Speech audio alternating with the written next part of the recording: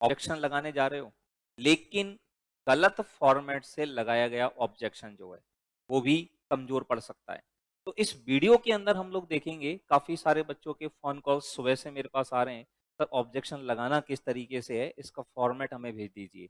तो उसके लिए मैं एक पूरा वीडियो यहाँ पर बना रहा हूँ, पूरे वीडियो को ध्यान से देखें, बिल्कुल भी स्किप ना करें और अपने सभी दोस्तों के साथ इस वीडियो को शेयर करें ताकि आप लोगों को ये पता लग सके कि ऑब्जेक्शन किस फॉर्मेट में हम लोगों को लगाना है। सही तरीके से ऑब्जेक्शन लगाओगे तो ही हमारा काम बन पाएगा। ठीक है, तो इस चीज को अपन लोग इस वीडियो के अंदर देखने वाले हैं। सबसे पहले आप लोगों को क्या करना है, सबसे पहले तो आप लोग एग्जाम का नाम लिखिए, RPSC second grade teacher. Subject लिखना है आपको मैथमेटिक्स, ठीक है ना। फिर क्वेश्चन नंबर लिखना है आपको, कौन से क्वेश्चन के अंदर आप लोग ऑब्जेक्शन लगा रहे हो और ऑफिशियल आंसर उसका क्या आया है, ये आप लोगों को बताना है कि ऑफिशियल आंसर आरपीएससी ने क्या निकाला है। उसके बाद में आप लोगों को ये लिखना है कि आपके अनुसार सही ऑप्शन कौन सा है। कोई दूसरा ऑप्शन सही है, आरपीएससी ने दूसरा आंसर दिया है, तो आपको ये लिखना है। अगर किसी ऑप्शन के अंदर, किसी सवाल के अंदर more than one option correct है, तो आप लोग लिखिएगा more than one option correct. और अगर कोई सा भी ऑप्शन मैच ही नहीं कर रहा है आंसर की के अंदर, तो फिर आप लोग लिखिएगा none of the options correct. उसके बाद अपन को ये चीज लिखनी है। ठीक है, इतना करने के बाद फिर हम लोगों को क्या करना है, रीजन देना है हमारे ऑब्जेक्शन का कि हम इस क्वेश्चन के अंदर ऑब्जेक्शन लगा क्यों रहे हैं।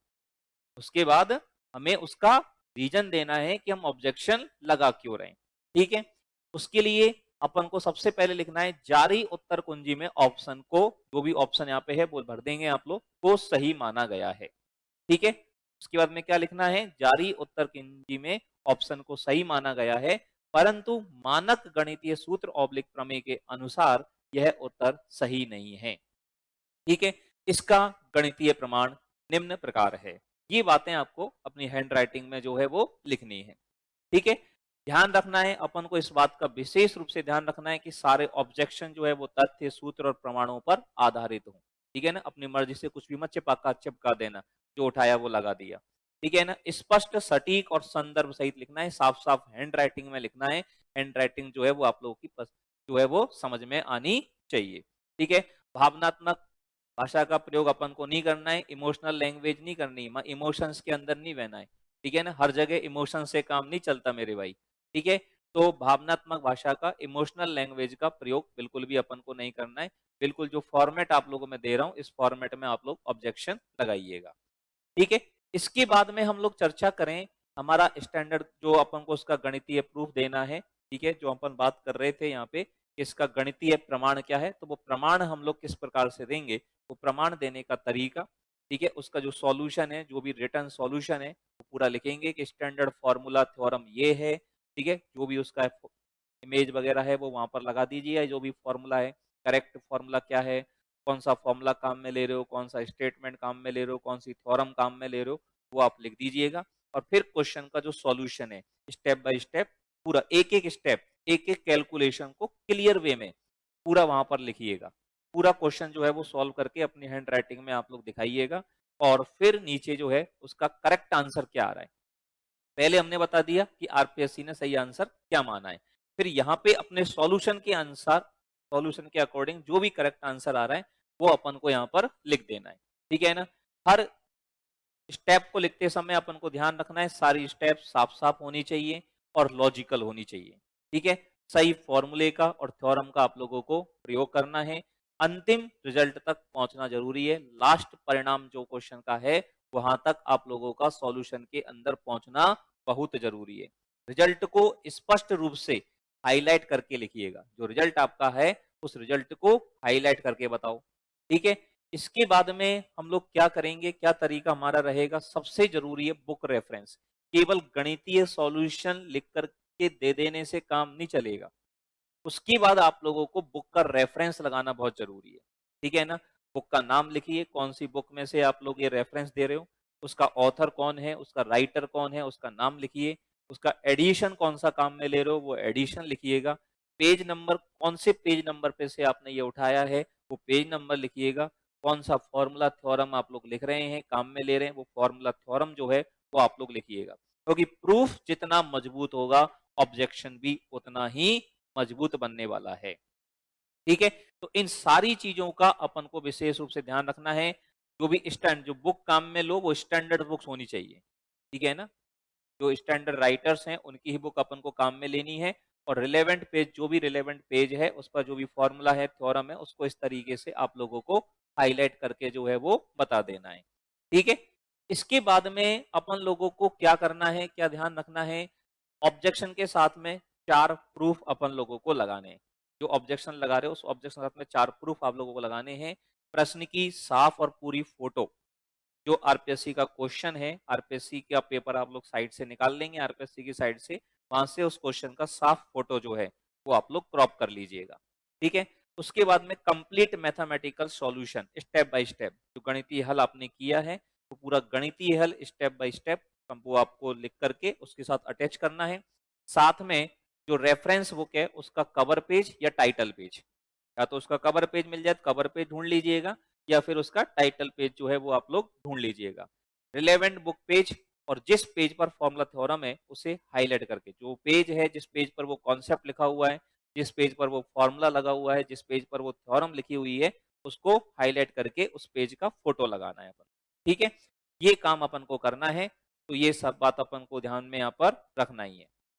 ठीक है, और ये पूरी पीडीएफ जो है वो अभी मैं टेलीग्राम चैनल पर आप लोगों को शेयर कर दूंगा, पूरी स्लाइड्स का पीडीएफ, तो वहां से आप लोग समझ लीजिएगा कि किस फॉर्मेट में अपन को ऑब्जेक्शन जो है वो लगाना है। क्योंकि सुबह से बहुत सारे फोन कॉल्स आ गए, जवाब देते देते मैं थक गया, तो मैंने सोचा कि इसका एक वीडियो बना करके मैं आप लोगों को डाल देता हूँ कि किस फॉर्मेट में जो है वो हमें ऑब्जेक्शन लगाना है। ठीक है, सही प्रूफ क्या है, कौन सा बुक रेफरेंस है, वो सारे मैंने जो है प्रूफ जो है मैथमेटिकल टेलीग्राम चैनल पर ऑलरेडी कल शाम को ही अपलोड कर दिए थे। टेलीग्राम चैनल अगर आप लोगों ने ज्वाइन नहीं कर रखा है तो ज्वाइन कर लीजिएगा, @maths by हेमेंद्र सर। ठीक है, और ये जो स्लाइड्स का पीडीएफ है वो भी वहां पर अभी चल जाएगा। ठीक है, तो यहाँ पर अपन को रिक्वेस्ट क्या लिखनी है, अब अपन ने सब काम कर दिया, सही सॉल्यूशन लिख दिया, बुक का रेफरेंस अपन ने दे दिया, अब अपन को रिक्वेस्ट क्या लिखनी है, आरपीएससी से रिक्वेस्ट क्या करनी है, हमें रिक्वेस्ट करनी है मेरे भाई, आदेश नहीं देना है। ठीक है ना, हर क्वेश्चन में ये मत लिख देना कि इस क्वेश्चन को डिलीट करो, हर क्वेश्चन जो है डिलीट नहीं होता है। ठीक है ना, we are here for request to RPSC. ठीक है ना, हमें एक रिक्वेस्ट भावना से, एक रिक्वेस्टिंग वे में जो है सारी चीजें करनी है। ठीक है, और ये बात ध्यान रखना, ज्यादातर बच्चों की बात आ रही थी, उनके वो चीजें देख रहा था मैं, तो उसके अंदर अपन को ऐसे नहीं लिखना है हर क्वेश्चन के अंदर ही लिख दो कि इस क्वेश्चन को डिलीट किया जाए, इस क्वेश्चन को डिलीट किया जाए, इस क्वेश्चन को डिलीट किया जाए, ऐसे हर क्वेश्चन के अंदर अपन को नहीं लिखना है। अपन को क्या करना है, अगर मान लो एक सही ऑप्शन है, आरपीएससी ने गलती से कोई दूसरे ऑप्शन पर टिक कर दिया है और कोई दूसरा ऑप्शन उसका करेक्ट आंसर है मान लो, तो आप लोगों को रिक्वेस्ट में लिखना है कि आंसर की को करेक्ट किया जाए। ठीक है ना, आंसर की को करेक्ट किया जाए, उस क्वेश्चन के साथ में ये लिखना है। अगर मान लो किसी क्वेश्चन के अंदर 2 ऑप्शन जो है वो करेक्ट आ रहे हैं, अब किसी बच्चे ने कोई सा ऑप्शन लगाया है, किसी बच्चे ने कोई सा ऑप्शन लगाया है, तो आपको आरपीएससी को रिक्वेस्ट डालनी है कि दोनों सही विकल्प जो है वो स्वीकार किए जाएं। किसी मान लो कोई क्वेश्चन है उसमें ऑप्शन बी भी सही है और ऑप्शन डी जो है वो भी सही है, तो ऑप्शन बी अगर किसी बच्चे ने लगाया है तो उसको भी सही माना जाए, और ऑप्शन डी अगर किसी बच्चे ने लगाया है तो उसको भी सही माना जाए। तो यहाँ पर आपको आरपीएससी को रिक्वेस्ट डालनी है कि दोनों सही विकल्प जो हैं वो स्वीकार किए जाएं। और अगर मान लो चारों ऑप्शन में से कोई ऑप्शन जो है सही है ही नहीं, ठीक है ना, कोई भी ऑप्शन उसके अंदर मैच नहीं कर रहा है, कैलकुलेशन एरर है या कुछ और है, तो फिर आप लोगों को क्या लिखना है, क्वेश्चन को डिलीट या बोनस किया जाए। उस कंडीशन में अपन को आरपीएससी को रिक्वेस्ट डालनी है कि क्वेश्चन को डिलीट या फिर बोनस किया जाए। ठीक है, यहां पर अपन को क्या लिखना है, साथ में sample request ready to use, इस रिक्वेस्ट को आप लोग जो है इस भाषा को, इस लैंग्वेज को आप लोग कॉपी कर सकते हैं। ठीक है, क्या लैंग्वेज हमें काम में लेनी है वो लैंग्वेज मैंने यहाँ पे लिखी है, आप इस लैंग्वेज को यहाँ से कॉपी करके लिख सकते हैं। अतः संलग्न मानक पुस्तक संदर्भ एवं गणितीय प्रमाण के आधार पर, जो हमने मानक पुस्तक दी थी ऊपर और जो गणितीय प्रमाण हमने दिया था उसके आधार पर निवेदन है, रिक्वेस्ट है कि उक्त प्रश्न एवं उत्तर कुंजी की पुनः जांच कर आयोग के नियमानुसार, ठीक है ना, इसको मिसप्रिंट हुआ है, इसको नियमानुसार कर देना, आयोग का जो भी नियम है उसके अनुसार, आयोग के नियमानुसार उचित संशोधन या राहत प्रदान करने का निवेदन है। और फिर क्या निवेदन है उस क्वेश्चन के अंदर, इनमें से कोई भी एक निवेदन जो भी हो वो आप लोग सेलेक्ट कर लीजिएगा। ठीक है, तो रिक्वेस्ट साफ और स्पष्ट शब्दों में लिखना है, तभी आपकी ऑब्जेक्शन जो है वो मजबूत बनेगी। रिक्वेस्ट जो भी लिखें साफ लिखनी है और स्पष्ट शब्दों में आपको लिखना है। पूरा प्रूफ जो भी आप लोग दे रहे हैं, जो भी ऑब्जेक्शन लगाने हैं, वो साफ हैंड राइटिंग के अंदर होना बहुत जरूरी है और स्पष्ट होना जो है वो बहुत ही जरूरी है। ठीक है, इसके बाद में आप लोग क्या ध्यान देंगे, यहाँ पर अंत में क्या लिखना है, लास्ट में सब ये सारा काम आपने कर दिया। लास्ट में आप लोगों को क्या लिखना है, लास्ट में लिखना है, अतः संलग्न मानक पुस्तक संदर्भ एवं गणितीय प्रमाण के आधार पर उक्त प्रश्न एवं उत्तर कुंजी की पुनः जांच कर आयोग के नियमानुसार उचित, ये मैंने आपको बता दिया था, हाँ सेम बात है, वापस से रिपीट हो गई है। तो ये जो सैंपल रिक्वेस्ट है, ये आपको इतना करने के बाद जो अभी अपन ने बताया था उसके बाद लिख देना, दोबारा डबल बार मत लिख देना भाई, ठीक है ना, दो दो बार मत लिख देना, इसको सेम वे में अपन को यहाँ पर लिखनी है। किन किन चीजों का आप लोगों को ध्यान रखना है, जो निवेदन है वो विनम्र होना चाहिए, पोलाइट होना चाहिए और तथ्यों पर आधारित होना चाहिए। ऐसे ही किसी की बातों बातों में आकर के मत लगा देना। ठीक है, सभी प्रमाण स्पष्ट होने चाहिए और संगठित होने चाहिए। सारे जो प्रमाण हैं वो ऑथेंटिक, क्लियर और संगठित वे में जो है होने चाहिए।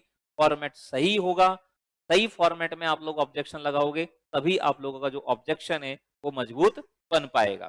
ठीक है ना, तो यहां तक अपन लोगों ने काम किया।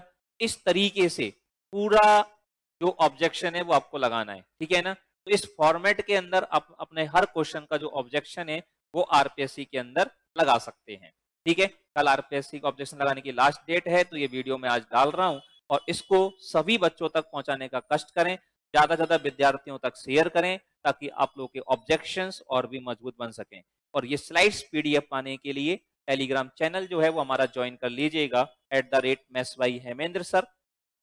ठीक है ना, ज्वाइन अवर टेलीग्राम चैनल @मेसवाई हेमेंद्र सर। सारी इंफॉर्मेशन पीडीएफ वगैरह हमारे टेलीग्राम चैनल पर जो है वो हम लोग डालते रहते हैं। और फिर मिलेंगे अगले वीडियोस के अंदर और भी कई सारी नई प्लानिंग्स के साथ। धन्यवाद। जय श्री कृष्णा। राधे राधे।